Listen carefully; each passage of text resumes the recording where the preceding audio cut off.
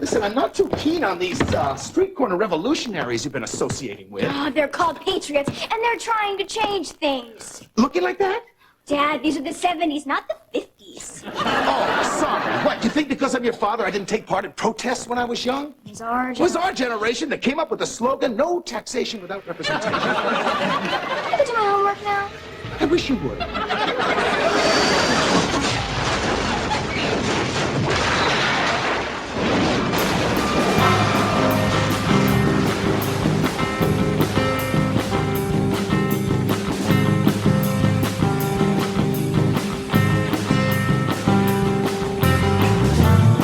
Hello and welcome to the most irrelevant podcast on the internet. We start with a 30-year-old TV pilot that no one watched, that was uploaded to YouTube where still no one watches it, and we record ourselves talking about it, and no one listens to it. It's funny, it's futile, it's roughly an hour to 90 minutes, you don't have to think about other shit. My name is Stuart. Joe, what are you doing? What am I? Why do you keep doing this? Why do you keep showing up to this? I just love to be tortured. If you could just put me in an Iron Maiden, I probably would love it. Awesome. And Chris.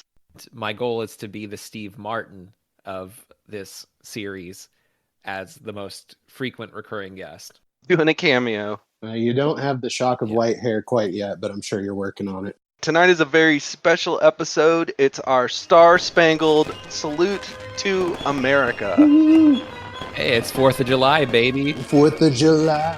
What are you going to do? Born in the USA. Brought to you courtesy of the red, white, and blue. And what better way to salute America than with an utterly mediocre and failed pilot in every sense of the word called 1775.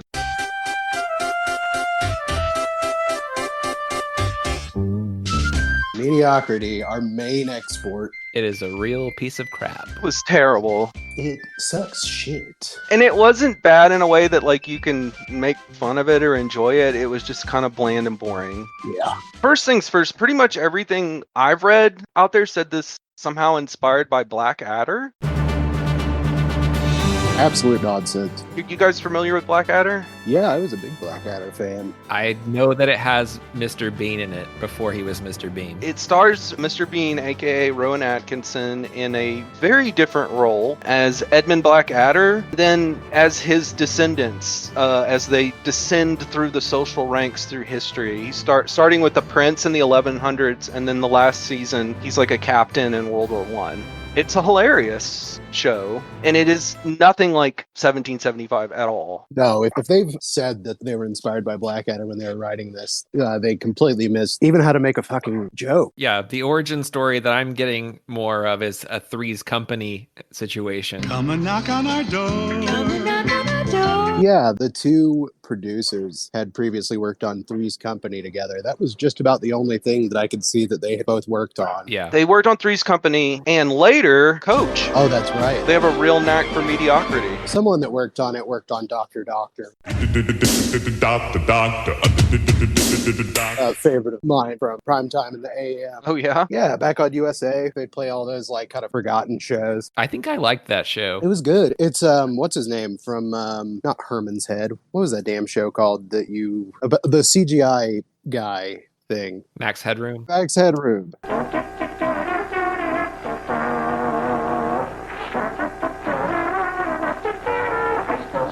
Yeah. You're talking about Matt Fewer? Yeah, Matt Fewer. He plays Dr. Doctor. Oh, I'm a huge Matt Fewer fan. He's great. I think you might enjoy that show. I haven't watched it since I was a teenager, but I bet it still has some laughs. If only we did shows that were actually good that we liked that had more than one episode. Well, they'll have to pay for that. That's premium content. That's from the premium feed. Premium content is the shit we enjoy. It's just an extremely mediocre sitcom that happens to take place in 1775. Yeah, it's basically like fucking Family Matters or Full House, just, in buckled boots with fucking powdered wigs. Actually, they don't even have powdered wigs. There's some tricorn hats. Mhm. I'm wearing a tricorn hat right now, just in the spirit. To get in the mood. Just to get in the mood. Me too. I'm actually wearing two. And since this is our 4th of July episode, I do have a line of 10 hot dogs in front of me with relish and and condiments. And doneness. You got your fully raw hot dog. Got the black hot dog Yes, totally. You're just completely charred. with bubbly, crispy skin. Delicious. Who doesn't love a burnt ass hot dog? Nathan's Hot Dogs, sponsor of this podcast. That's right. 1775 was actually broadcast on CBS September 5th, 1992, the same day that Batman the Animated Series premiered. It premiered that morning, that Saturday morning, on Fox. Weird to think of Batman the Animated Series as a morning show. When I was growing up, I could have sworn that it was on in the afternoon. It was, yeah. It was syndicated in the afternoons on Fox, and then it was, a Saturday morning cartoon too. It was all over the place. Batman was big in the early 90s. They like to move things around. I actually, thinking about Married with Children and Three's Company, I actually did a search of them together to see if there was more cross-pollination, because I really felt like on this show they were stealing kind of the humor of Married with Children in certain isolated incidences with Working Blue. But what I found was a forum thread on sitcomsonline.com from 2012, thread title, subject, Three's Company and Married with Children on at the same time. What do you watch? This is a tough one because I love both shows so much, and one comes on TBS at 3:30 a.m. and the other comes on TV Land at 3:30 a.m. I have to give the slight edge to MWC because I like Kelly, Bud, and Peggy over Mr. Furley, Stanley Roper, Helen Roper. What show do you watch? If you like the other show better, you should watch the other show. It's like the Mr. Plow episode of The Simpsons, Yeah. where he buys the commercial time at like 3 a.m. Dad, who's watching TV at 3:17 a.m.? Alcoholics, the unemployable, angry loners. See, I'm thinking a security guard maybe, but Roger responded to him in the thread, I would pick Three's Company. I do like Married with Children, just not nearly as much. Plus, Suzanne Summers was something to look at in those older seasons. Boy, Roger with the hot takes. I'm going to read the Variety article just to give us a little rundown on what this show is about. Set in the year before the Revolutionary War begins, show features Jeremy Proctor, Ryan O'Neal, who runs Philadelphia's Cock and Hound Inn with his wife, Annabelle, Leslie Ann Down, and three teenage daughters, Bookish Maud, Sarah Koskoff, Social Butterfly Eliza, Judith Jones, and young idealist Abby, Daniel Harris. In the plot, Jeremy needs to borrow money for an upcoming ball so that he can pay for the tickets and dress his daughters appropriately. It all will lead, he and his wife hopes, to a young man falling in love with oldest daughter Maud so that she can get married. For some reason, the oldest daughter needs to get married first so that the next oldest daughter can get married, but they never really say why. Yeah, it doesn't make sense. It's just something that she says, and the parents kind of seem surprised that she says it. Well, I think part of the issue is that the gender politics of this are from the Stone Age, which was also a big part of Three's Company. And so the middle daughter is the blonde one. So she's the younger, but she's more advanced for her age and like more interested in like men and stuff. And like the older one is brunette and she's nerdy and not as much, which is also just like a weird throwback, but it was something that these producers were very comfortable with. With the continuing. Yeah, exactly. Let's see, the daughters are Sarah Koskoff. She has no credits after 2004. She's Maud, the oldest nerdy daughter. She seems like she's kind of nerdy, but at the same time, she had a boyfriend that she dumped. Yeah. So she's not Yeah. completely helpless. She's not a total incel. Right. I actually like this actress too pretty well compared to a lot of the other people on the show. Yeah. Her performance. Yeah, she was good. She has the least credit. But she was on an episode of The X-Files, I believe. Oh, really? There you go. The blonde daughter, and I can't even remember their names. I think that's Eliza. Yeah. She's played by Judith Jones, and she was in a first season episode of TNG. Oh my god. There's a couple of people that are on TNG in this. It's the one where they go to Planet Sex. God damn it. The planet full of scantily clad, beautiful blonde people that do nothing but lay around and fuck all day. They make love at the drop of a hat. Any hat. Yeah, the horny bisexual planet. And Riker just can't wait to get down there. However, little do they know, that the way they achieve this utopia is if anybody breaks any rule, no matter how big or small it is, they get the death penalty. Cool. And for some reason, they take Wesley Crusher down there and he steps on a flower, and these men in diapers show up and want to give him a lethal injection.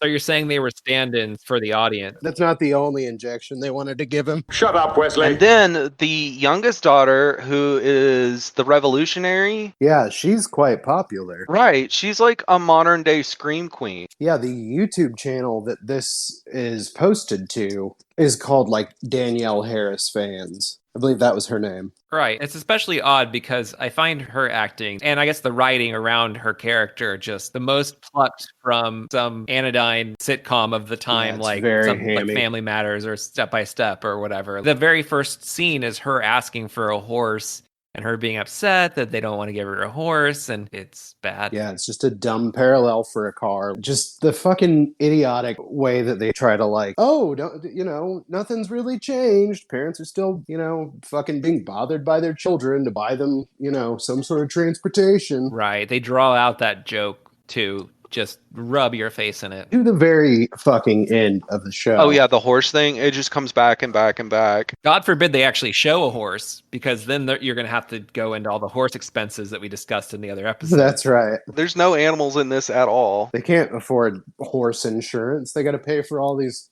fucking buckle shoes. That's right. Period. Correct. The main guy is Ryan O'Neal. He was in Paper Moon with his daughter Tatum O'Neal. That's pretty much the only place I know him. Paper Moon's one of my favorite movies. Definitely recommend it. But he was like kind of a big star in the 70s. Like he was kind of a leading man. Yeah, he was described as one of the most popular actors of the 70s in something that I was reading. Really? That does not make sense to me. It doesn't track at all. But he claims that his career was ruined by Stanley Kubrick and Barry Lyndon. Damn, Stanley Kubrick stays winning. Just ruining everyone's fucking lives and careers. And he won the equivalent in 1975 of like worst actor of the year. Wow. For Barry Lyndon. I did a little bit of research into him, and he kind of felt like a less talented, less interesting George Segal, who was also like pretty popular in the 60s and 70s. To me, most notable for the Altman film California Split, which is him and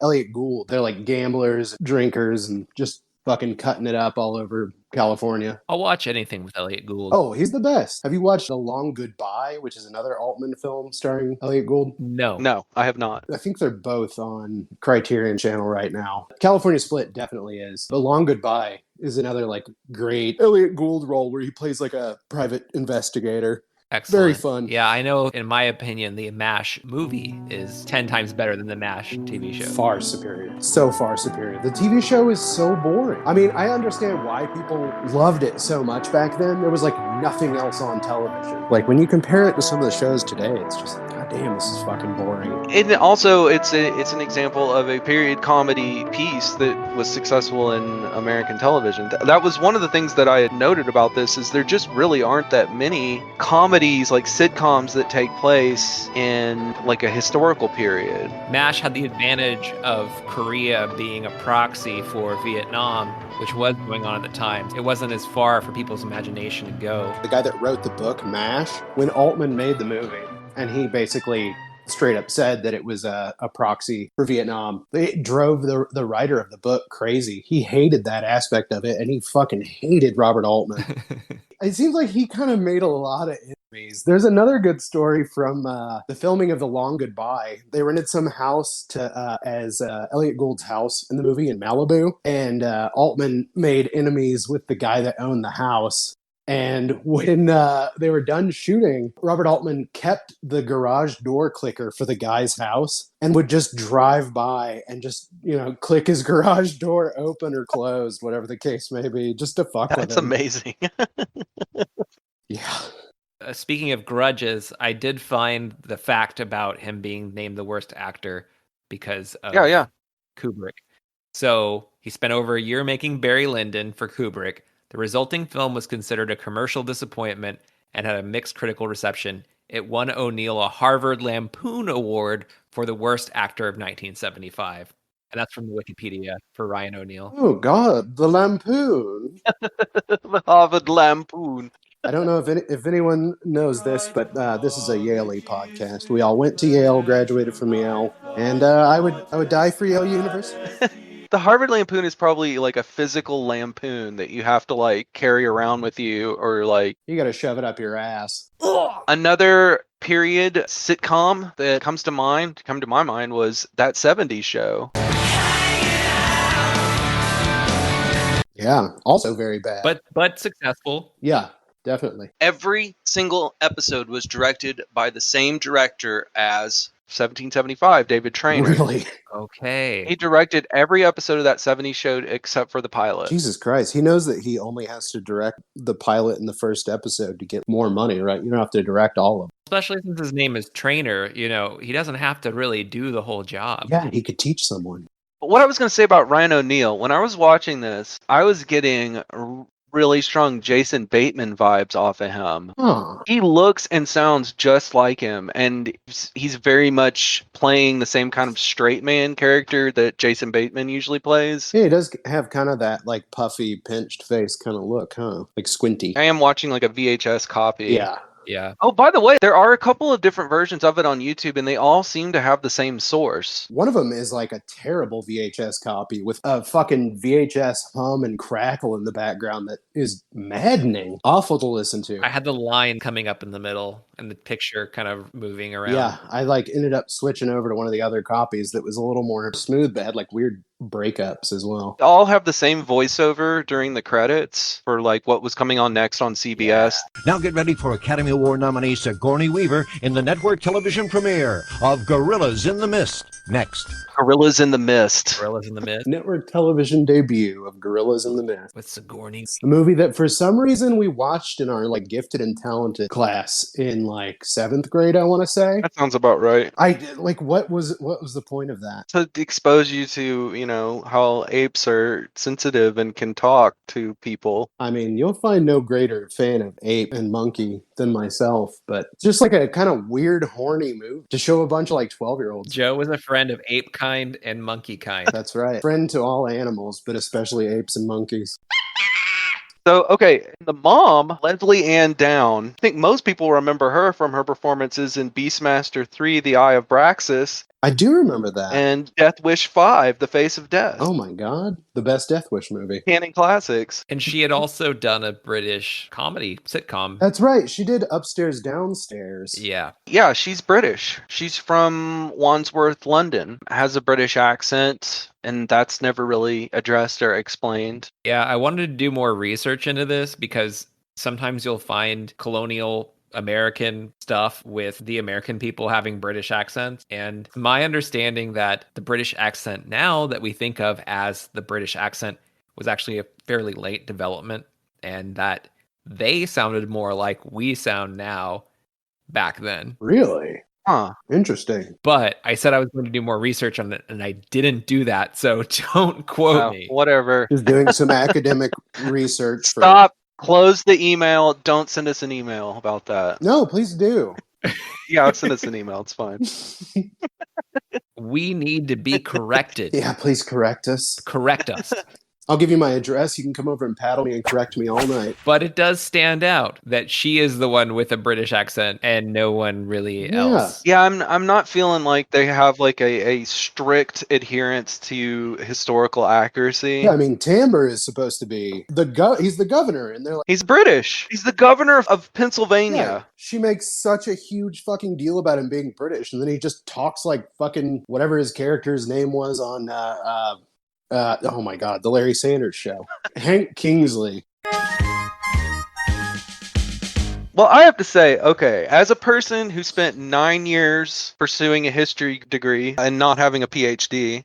Did you hear I finally graduated? Yeah, and just a shade under a decade, too. All right. I like the idea of a sitcom set in a historical period, and I think it's a neat idea, and I like 1775 Philadelphia as a backdrop. Totally. I liked that there was kind of a sense of like impending doom, like hanging over everybody. Yeah. And like the main character, the dad, Jeremy, he's feeling it. And the other girls are like not feeling it. And that's a huge conflict. And I think the idea of how normal working class people would be affected by something like the American Revolution is a fascinating and rich idea. Like, I really like the ideas of this. Yeah.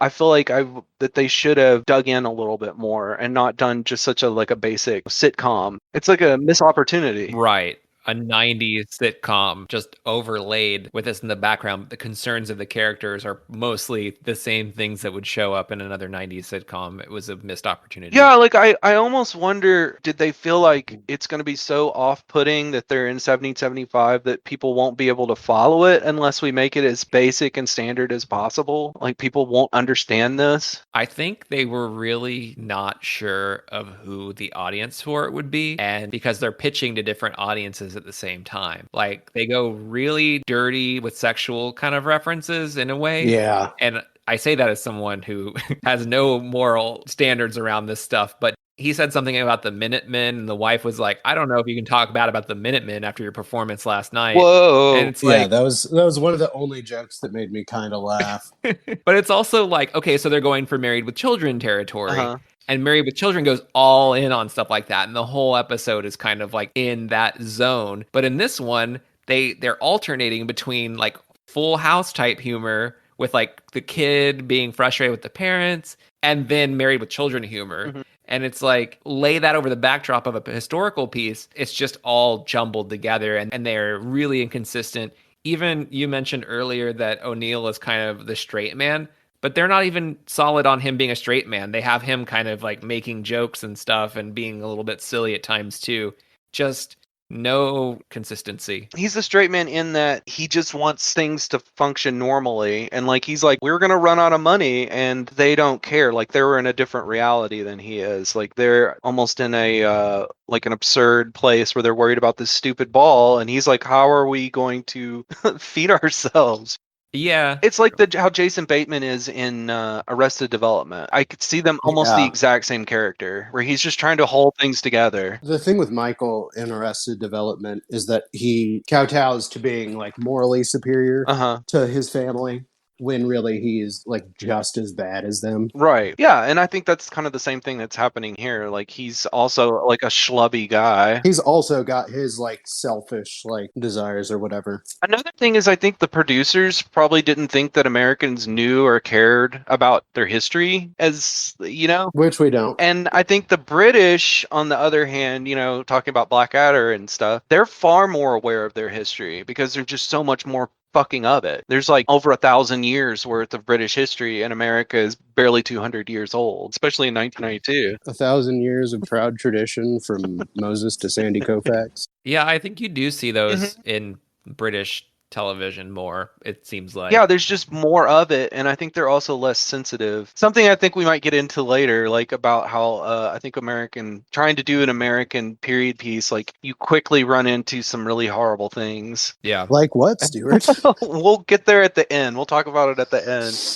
So, at the beginning of this, we get an amazing 90s sitcom intro. It's so fucking bad. With in-camera video effects. Each character, they get a little mug at the camera and freeze frame, and then the colors go saturated. With like that like draw effect or whatever. Mosaic or something, yeah. But it just is so dated. I was trying to figure it out. Like, I was like, are they trying to go for old-timey photo? But that should be like sepia. But then again, like, there was no photography in 1775, so it'd be more like a Rococo style with like pastels would be more appropriate, like that time period. A painting. Yeah, like a painting. Like a little portrait. With like bright pastel or colors. Drawing, maybe. It was like they got kind of stuck in between the two and couldn't decide what to do. I think that you're right, that's what they wanted to do. They wanted it to have a freeze frame and then change into a painting.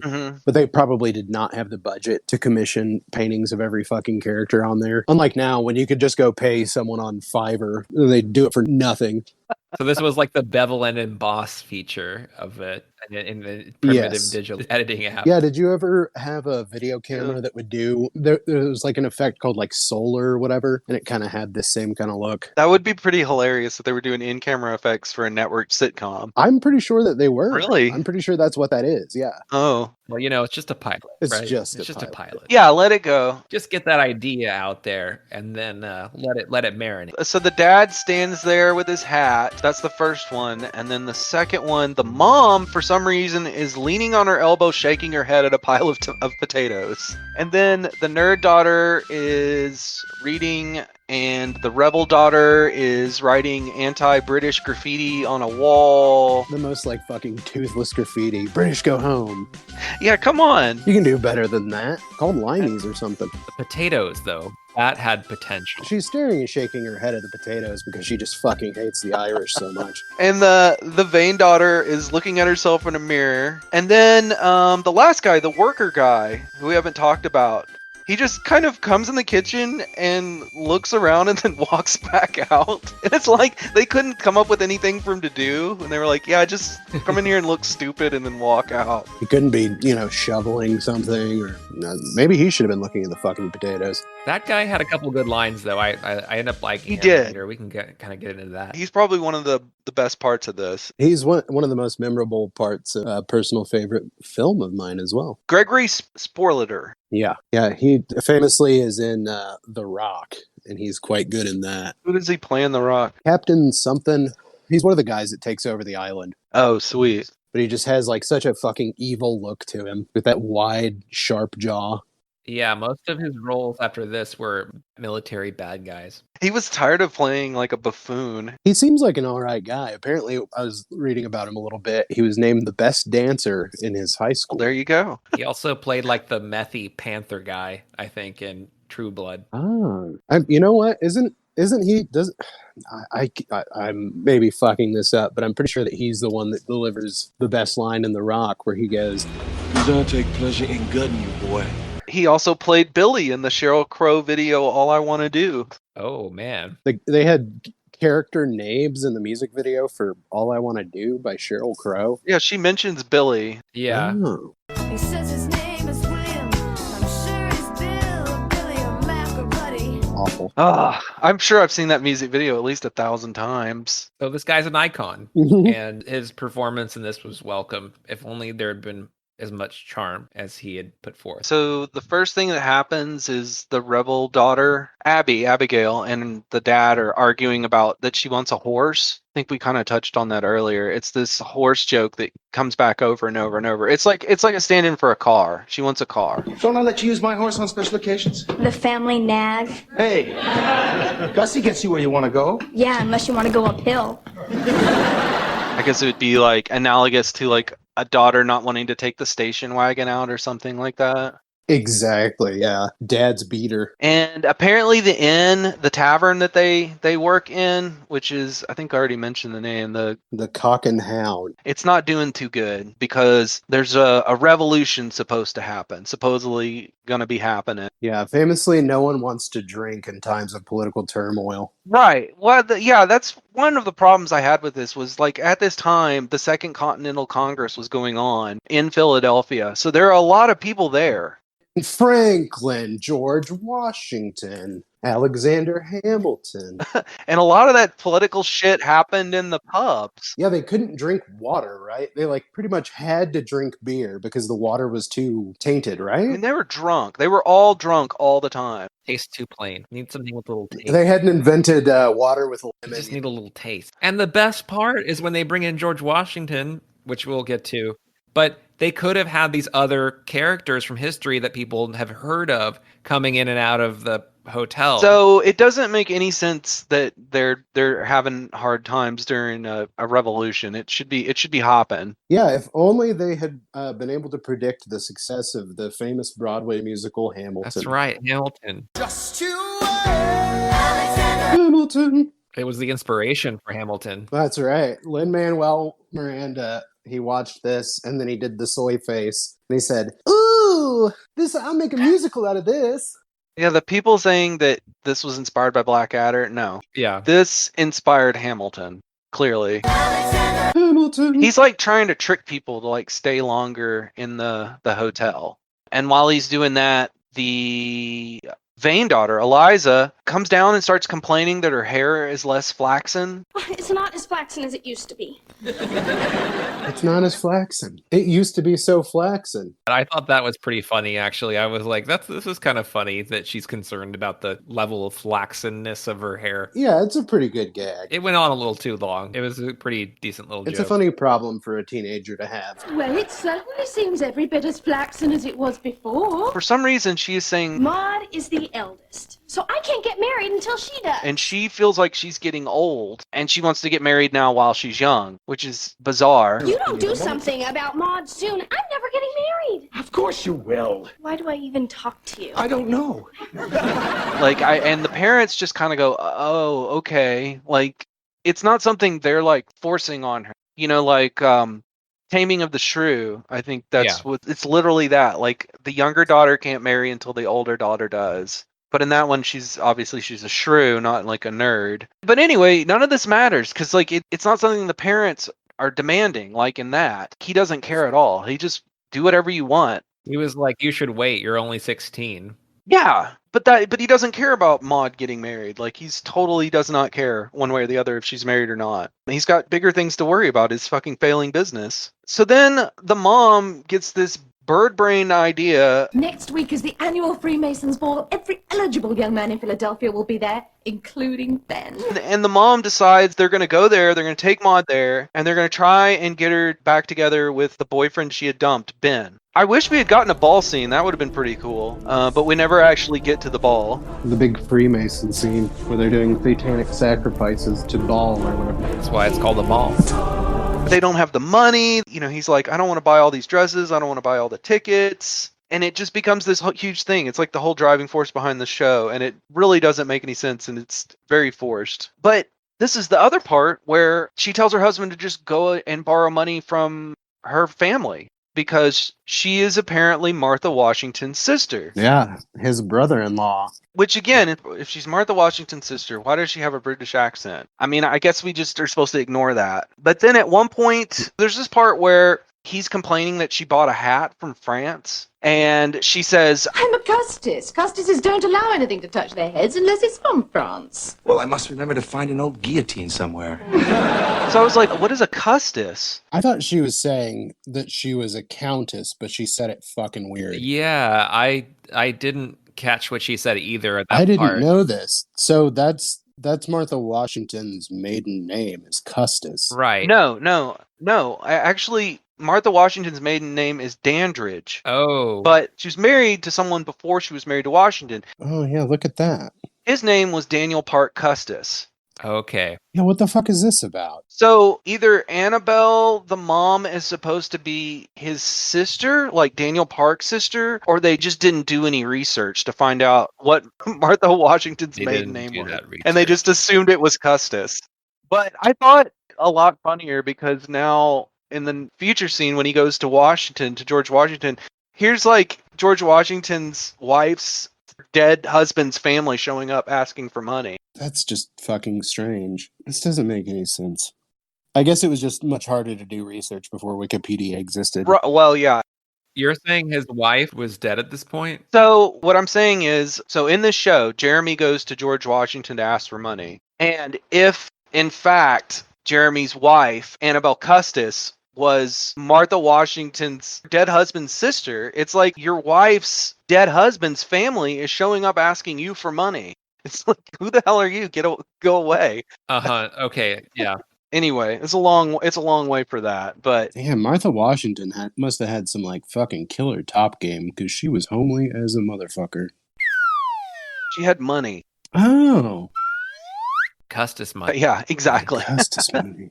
So, meanwhile, Abigail, or Abby, as she wants to be called, is making out with a guy on the front porch, and their dad catches them. And this is the first line that I actually laughed at. Sir, I may not have much time. I'm a Minuteman. I could be shot at any moment. You got that right? He runs off. That's a pretty solid joke. And then you get the joke that we were talking about earlier. I just saw your youngest daughter kissing a Minuteman. After your performance last night, I wouldn't be so critical of Minutemen. Which I did laugh at. It's pretty- Ha ha. It's a very Married with Children joke. Right. Of course I come fast. I've got a revolution to start. Then Jeffrey Tambor shows up. I don't feel like we really need to say much about him. He's the old guy from Arrested Development. He's been in a lot of stuff. And he plays the Governor Massingale. He's brainstorming what else he can tax. Oh yeah, that's where we get the very good line, clearly written by a libertarian. Why don't we just tax people's incomes and be done with it? No politician would ever be that stupid. Oh god. Right. It was just like, oh yeah, everybody hates taxes. Taxation is theft. Like, I mean, I guess it was part and parcel of sitcoms at this time, but there's all these just like nods to like, oh, we're all normal here, right? We hate taxes, right? The dad hates his wife and kids, right? Because all dads hate their family and just want to be left alone. It's like just real laziness. The mom, at one point, she just tries to push Maud onto like a random stranger who happens to be there in the bar ordering beer. And she like rips her dress off her shoulder and takes her glasses away. And she becomes ludicrously blind. Mm-hmm. And she goes into the bar and spills beer in the guy's lap and starts rubbing his crotch with a towel. Right. Also, at her father's behest. Wipe up the man's lap. And then he says, no, that's not right. I'll take care of it. And then he's rubbing the crotch. Right, which this is straight up from Three's Company. This is like a hijinks bit, misunderstanding, even the gender swap part of it. Where it's like, stuff, oh no, suddenly it's gay now. Just straight out of Three's Company. Yeah, isn't the whole point of Three's Company that they're like pretending that he's gay? Yeah. Yeah. Uh-huh. That's really fucking stupid. Come and knock on our door. Come and knock on our door. Well, that's the only way that he can like live there is they won't let like a normal straight guy live with two straight women. He has to be gay. Which makes no sense. Yeah, it's very stupid. It's at least as dumb as what's the Tom Hanks one, Bosom Buddies? It's a hotel for women. Okay, we made one adjustment. Now these other ladies know us as Buffy and Hildegard. Oh no, that's great. Is it? Yeah, that show's hilarious. It's been 20 years, and honestly, like, sitting around on a fucking Saturday afternoon and that came on Channel 27 or whatever. Yeah. It's just like, god damn it, the show sucks. It sucks to look at. Give me cartoons. I haven't really seen much of that show, but I heard Robert Smigel was talking about how much he liked that show at the time and was a fan of Tom Hanks. Really? Pretty good. I remember it being pretty funny. I mean, like, I can think of a lot worse things to come on a Saturday afternoon. I mean, it could be golf. Maud gives the Governor Massinger, the great idea to tax candles because everybody uses them. Of course, next thing that happens is he goes upstairs and his daughters have like 50 candles going in their room so she can look at her hair. Yeah, there's a candle protest. This burns about 5 minutes of the runtime of the show of just him running around blowing out candles. Right, yeah, exactly. Really great concept. Well, after the interaction with his daughters, he like falls asleep for a second, leaning against a door. And has a dream about him being an old man in a chair and his wife spilling hot soup in his lap? I think it was Maud because she's blind. Oh my god, what the fuck? Like the two other girls are arguing in the background and Maud stumbles in and dumps soup in his crotch. I rewound that about 10 times trying to figure out what the fuck was going on. Actually, that was the second time I laughed because it was just so out of nowhere and somebody getting hot soup dumped in their lap is pretty funny. There were a couple things in this show that were just out of nowhere and they just needed more of that, I think. You know, if they had just committed to being way like over the top, who I was secretly wanting to be in this Ryan O'Neal spot was Will Ferrell.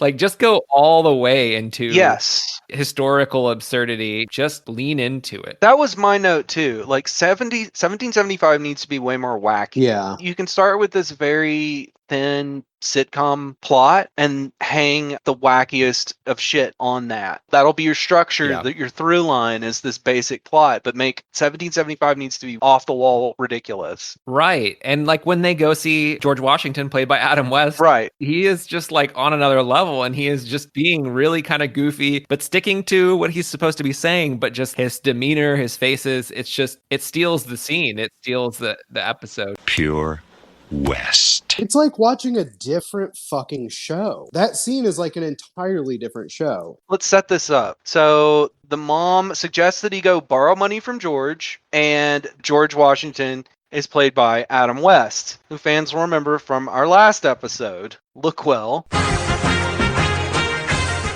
And this scene is by far the best part of the whole show, and it's over way too fast. It's maybe a minute and a half long. It really is like the only redeeming part in this entire piece of shit. Mm-hmm. Right. And I think he spent more time blowing out candles than talking to George Washington. Yeah. I mean, definitely. We need more Adam West. I mean, come on. Yeah, we really did. I mean, you got him for the day. That was my entire thought process when I was watching it. It's like, fuck, Adam West is just so goddamn likable. He's so good. He's so funny. I almost want to go rewatch some old Family Guy where he was in it as the mayor or whatever, just to get like a little extra West fix. You know, we didn't talk about this last time, but when we were talking about Adam West, but he was also the principal on The Adventures of Pete and Pete.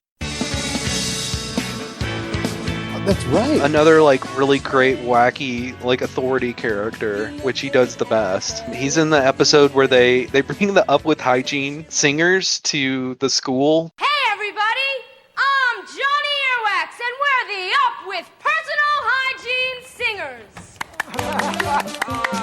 There's an answer to your woes. Hygiene, hygiene. When you're clean from head to toe, you will always say, I'm a happy girl. I'm a happy boy. People love you when you're clean, so now on with our show. No, they're gonna make me brush my tongue. It's great. Adam West is great. When we cut there, it says George's Place. Which is just a funny way to introduce it. Also, there's a gentleman shining George Washington's shoes. That's right. Who is very recognizable. So he's listed as Joseph, but I don't think they ever say his name. They don't. He's played by Abdul Salam El Razak, and he seems like a pretty interesting actor. Like, he did a lot more theater than movies and stuff, but he was in a lot of movies as well. He was in an episode of TNG as a bass player on the holodeck. Yeah, he was the prison guard when they bust Sarah Connor out of the insane asylum in Terminator 2. Oh, I think he has a name in that too. He's like Curtis or something. It's something like that. They have to pay you more money if they give you a name. I think that's the deal. Oh, really? So that's why there's someone credited as just man in the end credits to this show. Right.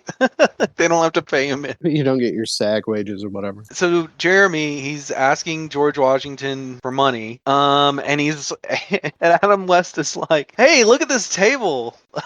Look at these toy soldiers. Yeah, look. And this was great. Take a look at this. And Jeremy says, are these the troops of the revolution? No, they're toys. See, this one's a drummer, and this one's an Indian fighter. See his little coonskin cap? And it's like, I did want to look at the history a little bit, and I think George Washington might have been at Mount Vernon during this time. The revolution broke out in April 19th of 1775, and he left Mount Vernon May 7th. So as long as this is supposed to take place before May 7th, he would have been at Mount Vernon. So that's not a quick trip, though, from Philadelphia to that part of Virginia. He didn't leave until the 7th. No, but for Jeremy to go from Philadelphia to Virginia. Oh, no. I have to Google Maps it, but it would have been a few days trip, I think. Yeah, it's like he goes up there and comes back like he's running to the store. This would have probably been a regular part of the show where he's like going and visiting George for like wisdom. It'd been like Tim going and talking to the Wilson. To the Wilson. Oh, Wilson, my wife is happy again. Ooh, my wife, Eleanor. Ooh, my wife, Eleanor. Ooh, my wife, Eleanor. Ooh, my wife, Eleanor. Ooh, my wife, Eleanor. Ooh, my wife, Eleanor. Ooh, my wife. It was funny that he was like, "No, I think of you like family," and then Joseph whispers to him, and then he goes, "Oh, you are family." And there's also a great point where he says something about how hard it is to get money out of the Washingtons, and you look over at Joseph, and he's just like looking at the ground, shaking his head. Oh, like, yeah, I know, I never get paid. Oh, right. Fucking slave. I didn't get that, actually, but I didn't notice that. You're totally right that that's what they were doing. I mean, that's clearly what the joke was either he doesn't get paid enough because, as a servant, or that he doesn't get paid at all because he lives in human bondage. He gives Jeremy a loan of 15% interest, which Jeremy refuses. And I have read about George Washington lending people money, and I couldn't find the source. I was in a book I read at some point where like George Washington had like lent some guy money, and then when he didn't pay him back, he like tried to ruin the guy. It was like an absurdly small amount. So like George Washington was known for like lending money and then pursuing them. Loan shark shit. So after all this, he went all the way to Virginia and back. I assumed you'd find some way to bungle it, so I saw my sister Martha, who's in town today, shopping. Her husband likes her to look nice, and I borrowed the money. So again, like, yeah, I don't know why Martha is shopping in Philadelphia when she lives in Virginia. They have the type of beans that she likes. Well, she says like her husband loves the way that she looks and wants to buy her nice dresses. Yeah, I bet he loves the way she looks. Homely woman. He was a handsome woman. Handsome woman. God damn it. Is that the opposite of toothsome, Chris? They're parallel concepts. You've got your toothsome women and your handsome women, and never the twain shall meet. Jeremy is mad because Martha Washington is a gossip, apparently. And Bert comes in and he's asking if he can be paid in advance because he heard from his friend, the dung sorter, that they went begging to the Washingtons for money. And we get this great line. Could you try and do a better job of managing these type of affairs? Because this sort of thing makes me look bad in front of my friend, the dung sorter. I did laugh at that. It's actually what I do for a living. It's still a proud occupation. Okay, and another thing I forgot to mention about Bert, a lot of jokes with him involve him just getting hit on the head. Yeah, kind of dumb. Jeremy hits him over the head with things like over and over and over again. The guy says, "Can you ring for the bellhop or whatever?" And he says, "I sure can." And he smacks him over the head. With like a pan or something. Well, and then he smacks him again with the silver pot when he asks if he wants silver or cash. Hayden Silver. I'd never reject a touch of silver. For some reason, he's like speaking with a Scottish accent. He has an Irish, like lilting brogue, an Irish brogue. This actor is from St. Louis. That's right. Still lives there, apparently, according to Wikipedia. The God's honest truth. Finally, Maud overhears her parents talking about their plan to take the girls to the ball and try to get Ben to propose to Maud.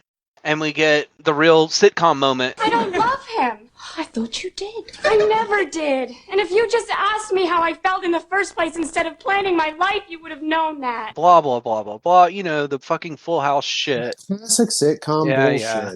Fucking go to my child's room to have a fucking talk with them, a heartfelt talk, and the audience goes, Right, that's exactly what happens next. Is Maud runs into the restaurant part of the bar, and the dad comes in and he like sets her on his knee. You didn't marry Mother out of love? And you must never say anything. But your mother, when she was a young girl, she hadn't quite lost her baby fat yet. Well, the fact is, she was quite plump. Mother was plump? Well, let's just say I never took her to the beach during whaling season. But she's so thin now. Potato famine, 1760. And there you go. That's why she's shaking her head at a pile of potatoes in the opening credits. This was a really stupid conversation and scene, and meanwhile, she's in the other room and overhearing this and getting angrier and angrier that he's talking about how fat she was, and about how he didn't actually love her at first, and stuff like that. Yeah, and she starts hand-loading a muzzle-loading musket. And Maud leaves the room, and Jeremy turns around, and the mom has the gun pointed at his head. Spousal violence, folks. It's fucking hilarious. Well, for some reason, this situation makes both of them super horny. Well, she points the gun at his dick from his head to his crotch. Right. Never felt so weak and vulnerable before. Kind of like it. That's funny because, well, I've never felt so strong and powerful before. I kind of like it too. What are you going to do? I'm going to take you upstairs before either one of us loses this feeling. Yeah, it's like a weird cuck dynamic. This started to turn into like some Cronenberg Crash territory stuff. And I was like, this is quite a departure for this show. Yeah. Of like sadomasochistic gunplay flirtation. Yeah, when she starts running up the stairs, when they start, going up the stairs, and he's like, "I'm right behind you." He should have added, "Bring the gun, bring the musket." Yeah, exactly. They like run upstairs because they're so horny and they have to fuck right now. And when they get up there, the girls are like, oh man, we have to leave. They have to leave the house. Not even just upstairs. They have to leave the entire fucking house. Is there only one bedroom up there? Well, it wouldn't make sense because it's an inn, right? And then he says, All right, you can have the damn horse. putting the bow on the hole. Puts the button on the show. And that is 1775. Not a very long show, thank God. It's only like 18 minutes long. Absolute doo-doo. I watched it 3 fucking times today, and expecting it to get better at any fucking point, and it never did. Not even just the delight of seeing Adam West or Jeffrey Tambor could save this piece of shit. No, it's absolutely the worst.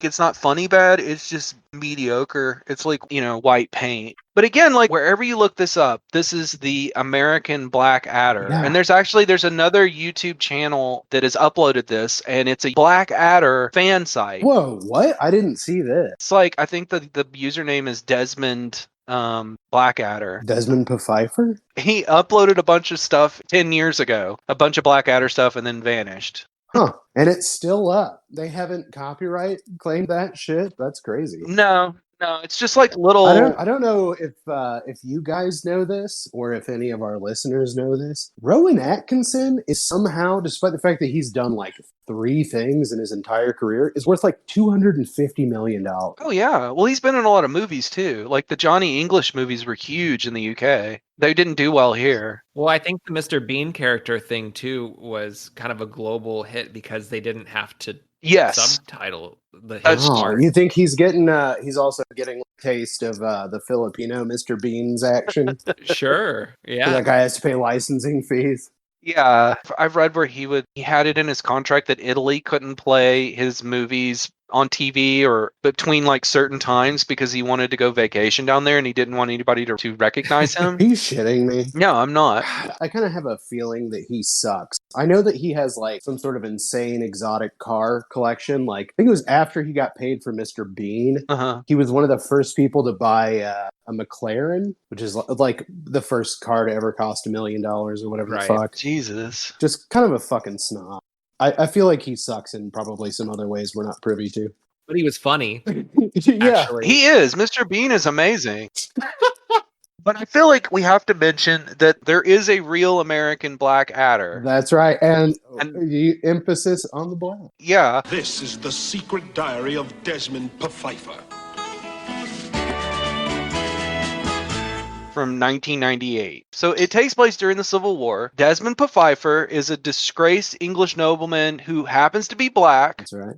He leaves England because of some problem with the Queen. Pfeiffer, an English nobleman, claimed that he and his trusted manservant were forced by rival noblemen to flee to America due to a dispute over the Queen. Which all sounds very Blackadder, by the way. Yeah, absolutely. He ends up in the U.S. as President Lincoln's valet. Very Blackadder. He's played by the greatness of Shy McBride. Yeah. From all kinds of shit. People probably most recognize him from like Gone in 60 Seconds. Yeah. He's kind of a smooth character. He's just a good actor. He is really great. So all of this is laid out clearly, like spelled out directly in the beginning credits. But for some reason, before the pilot was released, it was published that he was in fact supposed to be an escaped slave. And because of that, the civil rights groups protested. And it's really odd when you go back and look at the newspaper articles, because like UPN will respond and be like, there's nothing racist about this. And when they describe the show, you can tell they never even bothered to watch the show. Like it's just something that